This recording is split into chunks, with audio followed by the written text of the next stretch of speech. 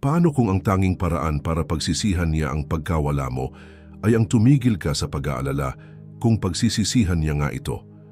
Paano kung habang mas hindi mo siya pinapansin, mas ramdam niya ito? Tingnan mo, karamihan sa mga lalaki ay nagkakamali. Iniisip nila na ang habulin, makiusap at patunayan ang sarili ang magbabalik sa kanya. Hindi. Ang ginagawa lang nun ay pinapatibay ang paniniwala niyang siya ang may kontrol, na siya ang premyo, na kailangan mo siya. Pero sa oras na tumigil, kayong tunay na pagtigil, nagbabago ang lahat. Isipin mo kailan mo ba huling na-miss ng totoo ang isang tao? Hindi noong palagi silang available, hindi noong laging sila ang naghahanap sa'yo, kundi noong bigla silang nawala. Noong pinatahimik ka ng katahimikan nila. Noong nagsimula kang magduda kung kailangan ka ba talaga nila. At iyan ang susi, inaasahan niyang masasaktan ka. Inaasahan niyang magmamakaawa ka. Inaasahan niyang mababasag ka. Dahil yan ang ginagawa ng karamihan sa mga lalaki. Pero kapag wala kang ginawa, kapag bigla ka na lang nawala na parang hindi siya naging mahalaga, nababahala siya. Ang katahimikan ay kapangyarihan. Ang pagkawala ay lumilikha ng pagdududa. At ang pagdududa, iyan ang binhi ng pagsisisi. Maaring sigurado siya noong umalis siya. Siguradong palagi kang nariyan. Siguradong kung gugustuhin niyang bumalik, maaari niyang gawin yun. Pero sa oras na tigilan mo ang pagpapakain sa ego niya, sa oras na mapagtanto niyang hindi pala siya kasing halaga ng akala niya, nawawasak ang kasiguruhan niya at doon nagsisimulang magbago ang lahat. Dito ka pipili. Hahayaan mo bang ang pagkawasak ng puso ang magtakda kung sino ka? Sayangin ang oras mo sa paghahabol sa taong lumayo na? O magiging lalaki ka na hindi niya inaasahang makikilala? Isang lalaking kalmado, hindi apektado, na siya mismo ang magsisimulang magtanong sa sarili. Dahil ito ang totoo, ang pinakamalakas na posisyon sa kahit anong relasyon, sa kahit anong sitwasyon, ay ang pagiging hindi nakadepende, ang taong hindi gaanong apektado, ang hindi gaanong emotionally invested, siya ang panalo. Kaya habang mas pinapansin mo siya, mas nawawala ang halaga mo. Pero habang mas hindi mo siya pinapansin, mas ramdam niya ito. Dahil hindi pinahahalagahan ng tao ang ibinibigay ng libre. Pinahahalagahan nila ang pinaghihirapan. Sa video na ito, ipapakita ko sa iyo eksakto kung paano mo mababawi ang kapangyarihan mo gamit ang mga prinsipyo ng Stoicism at Dark Psychology. Hakbang-hakbang, matututuhan mong mag-detach, muling buuin ang sarili at ipadama sa kanya ang pagkawala mo, parang multong hindi niya matakasan. At sa huli, hindi ka lang magiging mas matatag, magiging untouchable ka. Kung sawa ka ng masaktan, kung handa ka ng maging lalaking pagsisisihan niyang nawala, pindutin mo ang like button, mag-subscribe, i-on ang notifications at mag-comment. Sa ibaba, kontrolado ko ang emosyon ko, hindi nila ako kinokontrol. Ngayon magsimula na tayo isa. Ang kapangyarihan ng kawalan habang mas hindi mo siya pinapansin, mas ramdam niya ito. Bakit? Dahil likas sa tao ang tumugon sa kontraste. Natututo lang tayong pahalagahan ang isang bagay kapag nawala na ito. Isipin mo ang hangin. Hindi mo ito pinapansin hanggat hindi ka nalulunod at naghahabol ng hininga. Ganon din ang atensyon. Habang alam niyang nariyan ka lang, naghihintay, hindi ka niya kailangang isipin. Pero sa oras na mawala ka, kapag ang presensya mo ay tuluyang naging katahimikan, mararamdaman niya ito. Parang may nawawalang bahagi sa buhay niya na hindi niya namalayang ikaw pala ang bumubuo. Sa ngayon, iniisip niyang hawak ka lang niya sa palad niya. Naniniwala siyang kung gugustuhin niyang makipag-ugnayan, magpapakita ka agad. Ang kasiguruhang ito ang dahilan kung bakit nawawala ang atraksyon. Nagiging boring ka, masyado kang predictable. At ang pagiging predictable ay pumapatay sa paghanga. Pero kapag umatras ka, kapag pinutol mo ang atensyong dati niyang inaakala, ay palaging nandyan, may nagbabago. Biglang may puwang at ang utak ng tao ay ayaw ng puwang. Pilit nitong pinupuno ang kakulangan ng mga tanong, pag-aalinlangan at pagsisisi. Tama ba ang naging desisyon ko? Bakit hindi siya nagpaparamdam? Ganun lang ba siya kabilis naka-move on? Mali ba ang pagkakakilala ko sa kanya? sa sandaling tigilan mong pakainin ang ego niya, magsisimula siyang magduda. Magsisimula siyang mag-isip kung mali ba ang pagkakakilala niya sa'yo. At iyan ang simula ng pagkawala niya ng kontrol. Makapangyarihan ang pagkawala dahil lumilikha ito ng kakulangan at ang kakulangan ay lumilikha ng halaga. Kaya nga ang mga luxury brand ay nililimitahan ang kanilang produkto. Bakit sa tingin mo mas mahal ang Rolex kaysa sa ordinaryong relo? Hindi dahil mas mahusay itong magpakita ng oras, kundi dahil bihira ito. Dahil hindi lahat ay kayang magkaroon nito. Ganoon din pagdating sa'yo. Kapag masyado kang available, kapag masyado kang madaling maabot, nawawala ang halaga mo. Pero sa oras na maging mailap ka, maging bihira, makikita ka niya sa ibang paraan. Kaya ang unang hakbang sa pagpapadama ng pagkawala mo ay ang kumpletong katahimikan. Walang text, walang tawag, walang panunood ng stories niya, walang pag-like sa mga post niya, wala, maglaho ka. At kapag ginawa mo ito, mararamdaman niya ang pagbabago, parang kutsilyong tumarak sa kanya. Dahil sa unang pagkakataon, kailangan niyang harapin ang katotohanang wala ka na. At hayaan mong sabihin ko sa'yo, mapapansin niya ito. Maaaring magkunwari, siyang wala lang. Maaaring mag-post siya ng masaya, tumawa, magpakita na parang naka-move on na. Pero sa loob niya, sa mga tahimik na sandaling walang nakakakita, mararamdaman niya ito. Tatingin siya sa cellphone niya, umaasang may mensahe mula sa iyo na hindi dumarating. Sisilipin niya ang notifications niya, hinahanap ang pangalan mo. At habang lumilipas ang bawat araw na walang naririnig mula sa iyo, lalong lalaki ang tanong sa isip niya, nawala ko na ba siya ng tuluyan? Doon nagsisimula ang pagsisisi. Kung sawa ka ng baliwalain at handa ka ng ipadama sa kanya ang halaga ng pagkawala mo, pindutin mo ang like button, mag-subscribe, i-on ang notifications at mag-comment sa ibaba. Mas malakas magsalita ang katahimikan ko kaysa sa mga salita. 2. Ang kawalang pakialam ang pinakamakapangyarihang galaw. Walang mas mabilis na nagpapabago ng isip ng isang tao kaysa sa kawalang pakialam. Hindi galit, hindi lungkot, at hindi rin katahimikan. Ang tunay na kapangyarihan, ang tunay na dominasyon ay nagmumula sa pag-aasal na parang wala ka talagang pakialam. Dahil ang emosyon ay leverage. Kapag nag-react ka, alam niyang may epekto pa rin siya sa'yo. Kapag nagalit ka, sinubukan mo siyang pagselosan o pinagtuunan mo ng pansin ang bawat maliit na galaw niya online, talo ka na. Dahil ipinapakita lang nun ang isang bagay. Emotionally invested ka pa rin.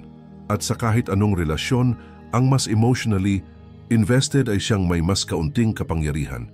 Pero kapag wala kang ibinigay, walang reaksyon, walang sagot, walang kumpirmasyon ng halaga niya, doon siya nagsisimulang kabahan. Dahil ngayon, hindi na niya alam kung saan siya nakatayo. Inaasahan niyang hahabulin mo siya. Inaasahan niyang maapektuhan ka. Pero ngayon, bigla siyang nawala ng balanse. Narito ang masakit na katotohanan. Kapag alam ng isang tao na kaya kanilang balikan, kahit kailan nila gusto, hindi kanila pinahahalagahan. Pero kapag napaisip mo sila kung sigurado pa ba sila sa'yo, doon nagsisimulang magbago ang lahat. Kaya ang kawalang pakialam, ang pinakamakapangyarihang galaw. Kapag hindi mo na ipinapakitang mahalaga siya sa'yo, nagsisimula siyang magtaka kung bakit. Hahanapin niya ang mga palatandaan na naghihirap ka nang wala siya. At kapag wala siyang makita, doon niya unang mararamdaman ang bigat ng pagkawala. Isipin mo, paano ba kumikilos ang isang tao kapag may mahalagang bagay silang nawala? Hinahanap nila ito, sinusubukan nilang ayusin, pero kapag napagtanto nilang baka tuluyan na itong nawala, doon pumapasok ang desperasyon. At iyan mismo ang nangyayari kapag natutunan mong magpakita ng tunay na kawalang pakialam. Hindi mo siya binabaliwala para bumalik siya. Binabaliwala mo siya dahil hindi mo na siya kailangan bumalik. At ang pagbabagong yan sa enerhiya, iyan ang nagpapabaliw sa kanya. Susubukan kanyang pukawin. Magpaparamdam siya ng kaunti, isang random na like, isang story na may malabong kahulugan, isang mensahe na tila walang saysay, pero ang totoo'y para lamang tignan kung magre-react ka. Huwag kang padadala. Sa bawat reaksyon mo, nire-reset mo ang laro. Sa bawat pakikipag-engage mo, pinapakita mong may kapangyarihan pa rin siya sa'yo. Kaya ang dapat mong gawin, wala. Manatiling malamig. Ipakita mong wala na siyang halaga at iyan mismo ang magpapaisip sa kanya ng lahat. Kung sawa ka ng laging mag-react, kung handa ka ng bawiin ang kapangyarihan mo, pindutin ang like button, mag-subscribe, i-on ang notifications at mag-comment sa ibaba. Wala akong utang sa nakaraan. 3. Hindi siya ang hinahabol mo, kundi ang pagpapatunay sa sarili mong halaga maging totoo tayo sandali. Siya ba talaga ang gusto mo o ang pakiramdam lang na pinili ka niya? Ang totoo, hindi siya ang hinahabol mo, kundi ang kumpirmasyon na may halaga ka, ang validation na may isang taong may gusto sa'yo. Karamihan sa mga lalaki, hindi ito nare-realize hanggang huli na. Akala nila, puso nila ang wasak dahil sa kanya, pero ang tunay na iniiyakan nila ay ang pakiramdam na binigay niya, ang pakiramdam na sapat sila, na mahalaga sila. At doon nagsisimula ang bitag, dahil kung hindi mo ito matutukoy, paulit-ulit mong hahabulin ang pakiramdam na iyon. Hindi dahil espesyal siya, kundi dahil adik ka na sa ideya ng pagiging enough. Ito ang masakit na katotohanan. Kung talagang minahal mo siya, dapat minahal mo muna ang sarili mo. Pero ano ang nangyari? Ibinigay mo sa kanya ang kapangyarihang tukuyin kung ano ang halaga mo. Hinayaan mong ang pag-aproba niya ang maging batayan ng tingin mo sa sarili mo. Kaya nang lumayo siya, bigla kang naging hungkag. Hindi dahil siya lang ang babae para sa'yo, kundi dahil hindi mo alam kung paano mahalin at i-validate ang sarili mo nang wala siya. Ngunit dito na nagtatapos yan. Hindi mo talaga siya hinahabol. Mo ang ilusyon na kailangan mo siya para maging buo. Pero isipin mo ito, ano ang mangyayari kung tumigil ka? Ano ang mangyayari kung piliin mong hindi mo na kailangan ng sinuman para maramdaman mong mahalaga ka? Doon nagsisimula ang tunay na pagbabago. Dahil sa halip na habulin ang validation mula sa iba, sisimulan mong buuin ito mula sa loob. Titigil ka sa pagtingin sa kanya bilang pinagmumulan ng kaligayahan at sisimulan mong hanapin ito sa sarili mo. At kapag nangyari iyon, nagiging untouchable ka, hindi dahil wala kang nararamdaman, kundi dahil buo ka na kahit mag-isa. Ito ang hindi madalas sabihin ng mga tao. Mas naaakit ang babae sa lalaking hindi umaasa sa kanila. Hindi dahil gusto nilang balewalain mo sila, kundi dahil ang isang lalaking marunong tumayo sa sariling paa ay tunay na kaakit-akit. Ang lalaking hindi kailangan ng atensyon, pag-apruba o presensya niya para maramdaman ang pagiging kumpleto. Iyan ang lalaking hindi niya kayang alisin sa isip niya. Kaya tigilan mo na ang paghahabol sa pakiramdam ng pagiging pinili. Tigilan mo na ang paghahanap ng halaga sa labas ng sarili mo. Sa oras na maunawaan mong ikaw lang ang tanging taong kailangang mag-apruba sa sarili mo, doon mo mababasag ang paulit-ulit na siklo ng paghabol. At ito ang twist, sa sandaling hindi mo na kailangan ang validation niya, doon naman siya magsisimulang hanapin ang validation mula sa'yo. Kung handa ka nang tumigil sa paghanap ng halaga sa labas, kung handa ka nang maging sarili mong pinagmumulan ng lakas at kumpiyansa, pindutin ang like button, mag-subscribe, i-on ang notifications at mag-comment sa ibaba. Ako ang nagpapatunay ng sarili kong halaga. Wala nang ibang may kapangyarihan kundi ako. 4. Ang kaisipang stoic. Kumalas o masira sa gitna ng sakit. Dalawa lang ang pagpipilian mo. Kumalas o masira. Maaari mong hayaang sirain ka ng sakit na ito.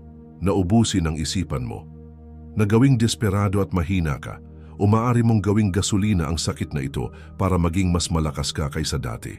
Ang pagiging stoic ay hindi tungkol sa pagpigil ng emosyon, kundi ang pagmaster nito. Ito ay tungkol sa pag-unawa sa isang simpleng katotohanan.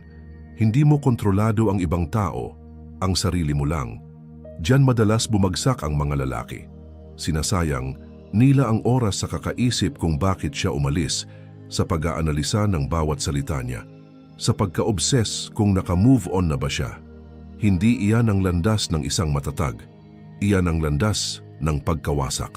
Dahil bawat segundong ginugol mo sa pag-iisip sa kanya, ay isang segundong hindi mo ginugol sa sarili mong pagbangon. Ang isang lalaking stoic ay hindi humahabol, hindi nagmamakaawa, at hindi naghahanap ng closure. Bakit? Dahil alam niyang ang Tanging bagay na kontrolado niya ay kung paano siya tumutugon. Hindi ang ginagawa ng iba, umalis siya. Ayos lang, hindi mo kontrolado yon. Pero ang reaksyon mo, ang disiplina mo, at ang pag-unlad mo, iyan ang hawak mo. At narito ang irony, sa sandaling makabisado mo ang detachment, sa sandaling tumigil kang mag-alala kung nagsisisi ba siya o hindi, doon niya ito mararamdaman ng husto. Dahil wala ka na ron, hindi ka na emotionally invested, hindi ka na kanya, ang pagkalas ay kalayaan. Kalayaan mula sa pangangailangang ma-validate, mula sa paghahabol ng kasagutan, mula sa pagbibigay ng kapangyarihan sa iba para kontrolin ang emosyon mo. Kaya ito ang dapat mong gawin. Itigil mo na ang panunood sa buhay niya mula sa malayo. Itigil muna ang pag-check ng social media niya. Itigil mo na ang pagbuhay sa pwedeng mangyari sana. Dahil bawat sandaling inilalaan mo sa nakaraan ay isang sandaling nawawala para sa hinaharap mo. I-shift mo ang focus mo, mag-gym ka, i-develop mo ang skills mo. Bumuo ka ng buhay na napaka-fulfilling na kahit bumalik man siya o hindi, wala na. Tong saysay, dahil sobrang layo mo na sa dating ikaw, at doon mangyayari ang tunay na power shift kapag napagtanto niyang wala na siyang epekto sa'yo. Kapag nakita niyang hindi ka lang basta nakaligtas nang wala siya, umangat ka. Kung handa ka nang tumigil sa pagdurusa, kung handa ka nang kuhanin muli ang kontrol sa isipan mo, pindutin ang like button, mag-subscribe, i-on ang notifications, at mag-comment sa ibaba. Kontrolado ko ang atensyon ko, at ang atensyon ko ay para sa sarili ko. 5. The reverse chase. Iparamdam mo ang kawalan mo sa ngayon, iniisip niyang siya ang panalo. Iniisip niyang naroon ka lang, tahimik na naghihirap, naghihintay ng pagkakataong patunayan ang halaga mo. Pero ano ang mangyayari kapag baligtarin mo ang istorya? Ano ang mangyayari kapag sa halip na ikaw ang humabol sa kanya, siya ang magsimulang humabol sa iyo? Karamihan sa mga lalaki nagkakamali sa paniniwalang kailangan nilang gumawa ng kung ano para mabawi ang atensyon ng babae. Mali. Ang tunay na galaw ay ang walang gawin. Dahil kapag tuluyan kang nawala, kapag ipinakita mong wala kang kahit anong interes, kapag tinanggal mo ang sarili mo sa mundo niya, ang mismong isipan niya ang magiging kalaban niya. Magsisimula ito sa kuryosidad. Sa una, aakalain niyang magpaparamdam ka rin. Pero kapag hindi mo ginawa, mapapansin niya. Sasabihin niya sa sarili niyang pansamantala lang ito, pero lilipas ang mga araw maging linggo at bigla na lang siyang magiging abala sa pag-check ng telepono niya, sa social media mo, nagtatanong kung bakit hindi ka pa rin sumusuko at ang simpleng kuryosidad ay magiging pagdududa. Mali ba ang tingin ko sa kanya? Hindi ba siya ganun kahalaga sa akin tulad ng inakala ko? Kapag hindi ka nag-react ayon sa inaasahan niya, unti-unti nang natatamaan ang ego niya at doon na siya magsisimulang magparamdam, mga simpleng hakbang para matignan kung papatol ka. Isang random na like, isang post na tila para sa'yo, isang mensahe na walang malinaw na kahulugan pero may intensyong kuhanin ang reaksyon mo. Diyan madalas bumagsak ang mga lalaki. Sa sandaling mag-react ka, bumalik ka na sa dati. Na-reset mo ang habulan. Nakumpirma niya, hinihintay mo lang talaga siyang kumagat. Pero kapag nanatili kang malamig, kapag umasta kang parang wala na siyang epekto sa'yo, doon magsisimula ang takot. Dahil ngayon, hindi lang niya namimiss ang presensya mo. Nagtatanong na siya kung totoo bang nagkaroon siya ng halaga sa'yo. At doon na niya hahanapin ang validation na dati ay kusa niyang tinatanggap mula sa'yo. At ngayong wala na ito, siya ang hahabol. Mas lalo siyang magpaparamdam at habang mas pinipigilan mong tumugon, mas lalo kang nagiging makapangyarihan sa isip niya. Ito ang reverse chase, ang puntong siya na ang nagsisisi, siya na ang naguguluhan, at siya na ang nagdududa sa sarili niya, hindi sa'yo. Pero tandaan, gagana lang ito kung may disiplina kang huwag mag-react.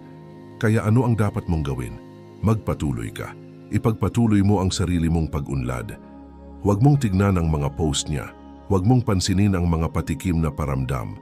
Huwag mong ibigay kahit isang sinyales na mahalaga pa rin siya at maniwala ka kapag napagtanto niyang tuluyan ka nang nawala, doon niya ito mararamdaman ng pinakamalala. Kung handa ka nang tumigil sa paghahabol at gusto mong ikaw na ang habulin, pindutin ang like button, mag-subscribe, i-on ang notifications at mag-comment sa ibaba. Ako ang premyo at hindi ako humahabol. 6. Paano patayin ang kuryosidad niya? Ang tahimik na misteryo ang kuryosidad ay isang makapangyarihang bagay. Nakakabaliw ito sa mga tao kapag hindi nila kayang maintindihan ang isang bagay. At ngayon, iniisip niyang dapat ay alam niya kung ano ang nangyayari sa iyo. Inaasahan niyang makikita niya ang mga palatandaan ng sakit mo, ang mga sinyalis na apektado ka pa rin. Pero ano ang mangyayari kapag hindi mo siya binigyan ng kahit anong sinyalis? Walang updates sa social media, walang cryptic posts, walang mga selfie na may ibig iparating, tahimik lang. Diyan magsisimula ang kuryosidad niya na maging obsesyon. Karamihan sa mga lalaki, kabaligtaran ng ginagawa. Ginagawa nilang madali. Nagsusulat ng mga motivational quotes tungkol sa pag-move on habang secretly umaasa na makita siya. Pinapanood ang lahat ng stories niya, naghihiwalay ng mga palatandaan ng desperasyon. Pinipilit nilang ipakita na nagmamatyag pa rin sila at guess what? Mas pinapatay lang nila ang misteryo. Kinukumpirma lang nito ang iniisip na niya na may control pa siya sa isipan mo. Pero kapag nawala ka, kapag hindi na niya alam kung anong iniisip mo, doon magsisimula ang isip niya laban sa kanya. Tinitignan niya ang profile mo, wala. Tinutanong ang mga mutual friends tungkol sa'yo, walang updates. Hinihintay kanyang magkamali, mag-post ng kahit anong magbibigay sa kanya ng clue pero hindi mo ginagawa. At iyon ang nagpapalakas ng spiral niya. Dahil ngayon, hindi ka na predictable. Kailangan niyang punan ang mga puwang ng mga tanong sa isip niya at ang utak ng tao ay ayaw ng hindi natapos na kwento. Kaya anong ginagawa ng utak niya? Nagsisimula itong mag-assume ng pinakamasama. Pinalitan na ba ako? Hindi ba siya apektado? Hindi ba ako kasing mahalaga tulad ng iniisip ko? Kapag nagsimula, siyang magtanong sa sarili niya ng mga ganitong katanungan, ang kapangyarihan ay lumilipat sa iyo. Kaya nga, mas malakas ang tahimik na katahimikan kaysa sa kahit anong salita na maaring sabihin mo. Kaya nga mas makapangyarihan ang misteryo kaysa sa atensyon. Kapag ikaw ay naging isang hindi kilalang variable, kapag hindi niya alam kung nasaan ka o kung ano ang iniisip mo, doon magsisimula niyang maramdaman ang kawalan ng iyong presensya at doon siya magsisimulang maghanap ng mga sagot. Kung handa ka nang iparamdam sa kanya ang iyong kawalan na parang isang multo na hindi niya kayang alisin, pindutin ang like button, mag-subscribe, iyon ang notifications at mag-comment sa ibaba. Ang aking katahimikan ay lumilikha ng kapangyarihan. 7. Pagkontrol sa emosyon. Huwag ipakita na apektado ka ang sandaling hayaang kontrolin ka ng iyong emosyon, matatalo ka na. Wala nang halaga kung gaano ka nakalakas, kung gaano ka nakatatag, kung makita niyang nanghihina ka, kung makikita niya ang kahit isang palatandaan ng kahinaan, alam niyang may kontrol pa rin siya sa iyo. At ito ang isang bagay na hindi mo kailanman dapat payagan. Dahil narito ang katotohanan, subukin ka niya. Gagawa siya ng mga bagay upang makita kung magre-react ka. Baka mag-post siya ng isang bagay na para talagang magpasakit ng puso mo. Baka makipag-ugnayan siya ng bigla para lang makita kung kakagat ka. Baka magpanggap siya na naka-move on na para mag-trigger ng reaksyon mula sa iyo. Pero ikaw, mananatili kang hindi matitinag. Ang pagkontrol sa emosyon ay isang nakamamatay na sandata. Ginugulo nito ang mga tao kapag hindi nila mabasa ang nararamdaman mo, kapag inaasahan nilang mag-react ka pero wala silang makikita. Na-stress sila dahil ngayon sila na ang nakakaramdam ng kalituhan. Sila na ang naguguluhan kung ano ang nangyayari sa isipan mo at doon magsisimula ang pagbabago ng kapangyarihan. Isipin mo, sino ang may tunay na kapangyarihan sa isang sitwasyon? Ang isa ba na nagre-react o ang isa na nananatiling kalmado kahit ano pa man ang mangyari? Laging ang isa na hindi naguguluhan, ang isa na pinipili ang reaksyon at hindi pinapayagan ang emosyon na magdikta sa kanya. Kaya mula ngayon, mag-ooperate ka mula sa isang posisyon ng ganap na pagkontrol sa emosyon.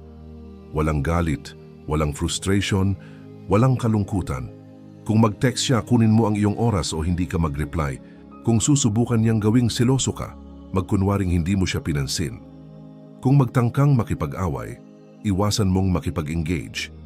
Dahil sa sandaling ipakita mong hindi ka na apektado ng anumang ginagawa niya, mararamdaman niya ito. Magsisimula Siyang mapagtanto na ang version mo na nakilala niya, yung laging nagpapakita ng labis na pagpapahalaga, yung laging kailangan ng validation niya ay nawala na. At doon magsisimula ang pagsisisi. Dahil ngayon nakikisalamuha siya sa isang lalaking hindi na kayang galawin, isang lalaking hindi na nagre-react, isang lalaking hindi na kailangan siya. Kung handa ka nang maging immune sa mga mind games, kung tapos ka na sa pagpapadala ng emosyon, pindutin ang like button, mag-subscribe, i-turn on ang notifications at mag-comment sa ibaba. Ang aking mga emosyon ay nagsisilbi sa akin, hindi ko sila pinaglilingkuran.